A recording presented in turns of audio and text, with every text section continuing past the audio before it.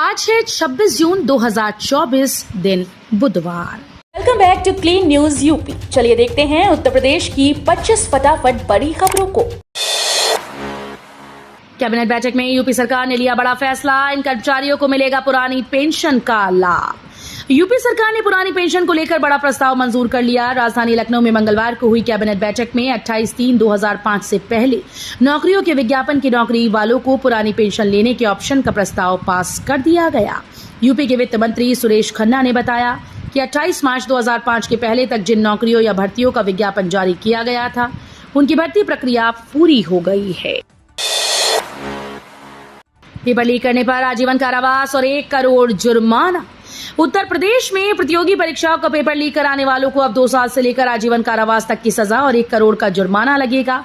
इससे संबंधित उत्तर प्रदेश सार्वजनिक परीक्षा अध्यादेश 2024 के प्रारूप को मंगलवार को मुख्यमंत्री योगी आदित्यनाथ की अध्यक्षता में हुई कैबिनेट की बैठक में मंजूरी दी गई।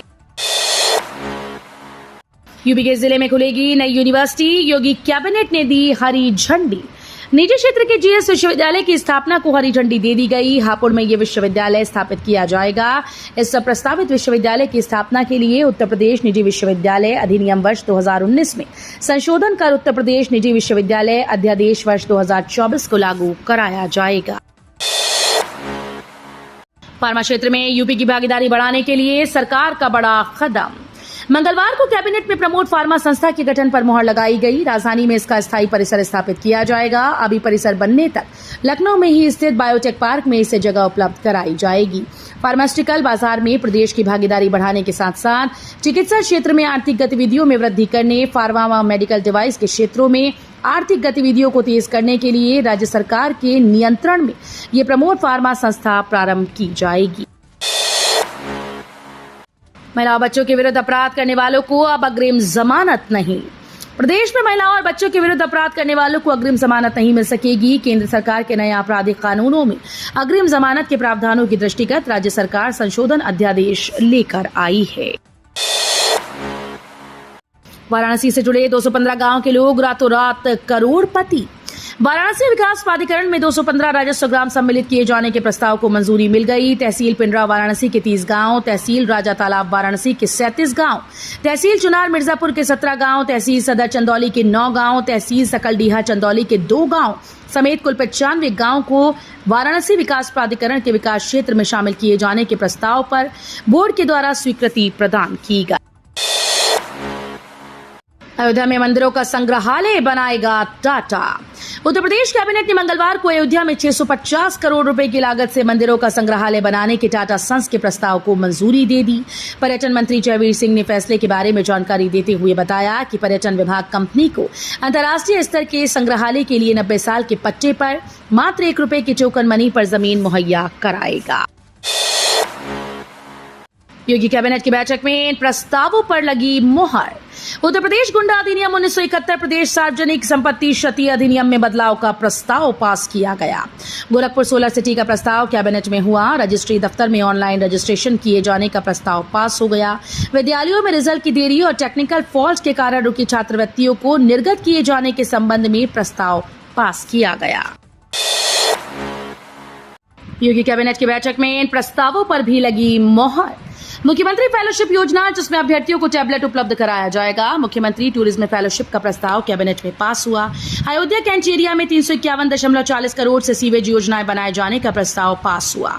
नोएडा सेक्टर 142 में 11.56 किलोमीटर में मेट्रो लाइन के विस्तार का प्रस्ताव पास किया गया। नोएडा से कानपुर जाना होगा और भी आसान, 3 से 4 घंटे में पहुंच जाएंगे कानपुर। आर्थिक दृष्टि से देश के सबसे बड़े राज्य उत्तर प्रदेश में बेहतर सड़क कनेक्टिविटी के लिए नए एक्सप्रेसवे और हाईवे प्रोजेक्ट पर लगातार काम चल रहा है।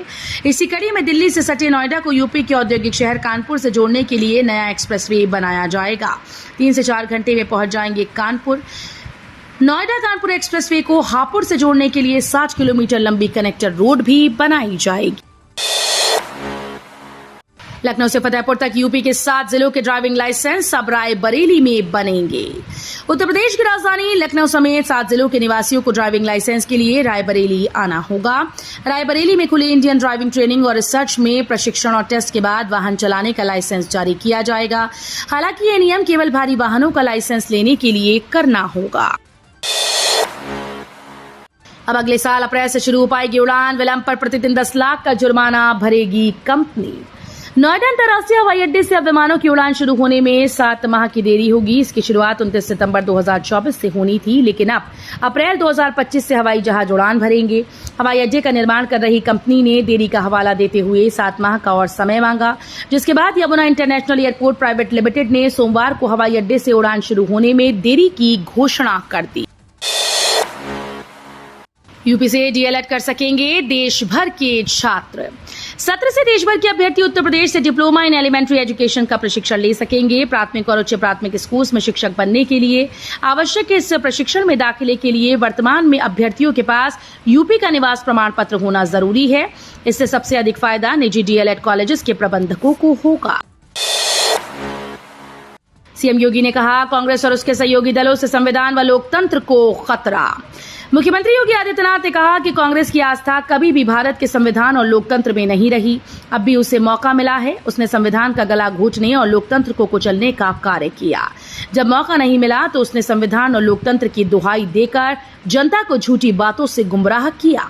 वास्तविकता यही है कि आज भी संविधान और लोकतंत्र को खतरा कांग्रेस और एनडीए गठबंधन में शामिल उसके सहयोगी दलों से है। यूपी के 4 लॉ कॉलेजेस के एडमिशन लेने पर बार काउंसिल ने लगाई रोक। बार काउंसिल ऑफ इंडिया ने देश के 7 लॉ कॉलेजेस को शैक्षणिक वर्ष 2024-25 और उससे आगे के लिए छात्रों को प्रवेश देने से रोक दिया। यह आदेश तब तक जारी रहेगा जब तक इस संबंध में कोई अगला नोटिस नहीं आ जाता। बता दें कि शैक्षिक मानकों और विनियमों के साथ संस्थानों के अनुपालन की गहन समीक्षा के बाद यह निर्णय घोषित किया गया। नोएडा अंतर्राष्ट्रीय हवाई अड्डे के निर्माण में देरी। नोएडा अंतर्राष्ट्रीय हवाई अड्डे के निर्माण में 6 महीने की देरी की घोषणा पर यमुना अथॉरिटी ने कड़ी नाराजगी जाहिर की। यमुना इंटरनेशनल एयरपोर्ट लिमिटेड के द्वारा जारी प्रेस विज्ञप्ति पर यमुना अथॉरिटी के मुख्य कार्यपालक अधिकारी डॉक्टर अरुणवीर सिंह ने मंगलवार को तीखी प्रतिक्रिया दी।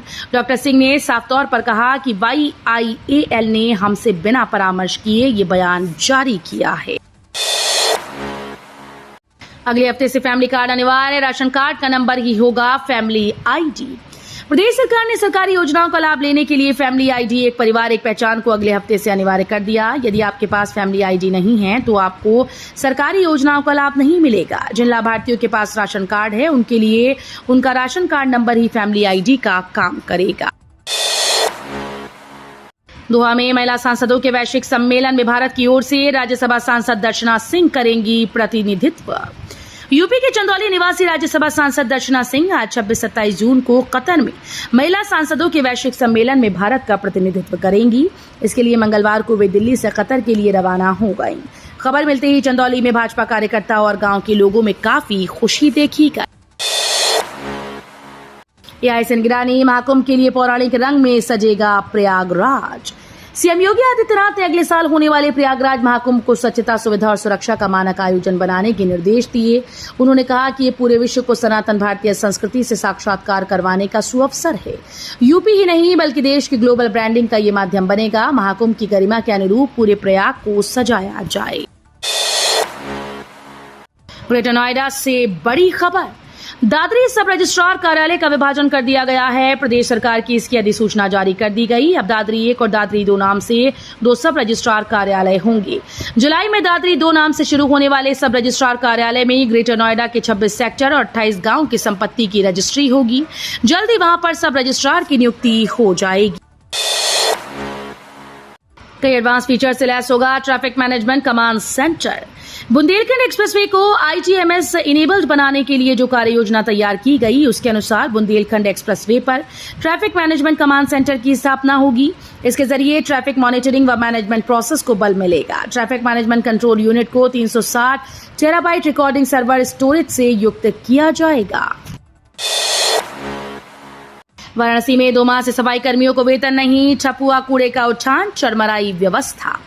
वाराणसी में वेतन न मिलने से मंगलवार को डोर टू डोर कूड़ा उठान और सफाई व्यवस्था चरमरा गई। वरुणा पार के इलाके छोड़कर शहर के अन्य वार्डों में दोपहर तक कूड़े का उठान नहीं हो सका। नगर निगम के सफाई कर्मचारियों ने सफाई की, लेकिन कूड़ा गाड़ियां न निकलने से सफाई व्यवस्था प्रभावित हुई। डोर टू डोर कूड़ा उठान करने वाली कंपनी वाराणसी वेस्ट सॉल्यूशन के कर्मचारी, सुपरवाइजर और ड्राइवर धरने पर बैठे हैं।